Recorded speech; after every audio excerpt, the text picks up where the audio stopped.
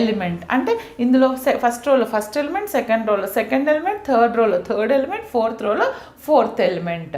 వీటిని మనం diagonal elements అంటాం కదా బేట. ఇది గుర్తుపెట్టుకోండి, దీస్ ఆర్ ద డయాగోనల్. మన పాయింట్ ఏంటిది, డయాగోనల్కి కింద ఉన్నటువంటి ఎలిమెంట్స్ అన్నీ 0 అవ్వాలి. ఇవన్నీ నాకు 0 అవ్వాలి. ఇవి 0 అవ్వాలంటే ఇంకొక పాయింట్ ఏంటిది, first row first element it should be 1. First row first element it should be 1. మరి 1 ఉందా అండి? 1 ఉంది. 1 లేకపోతే ఏం చేయాలి అంటారు.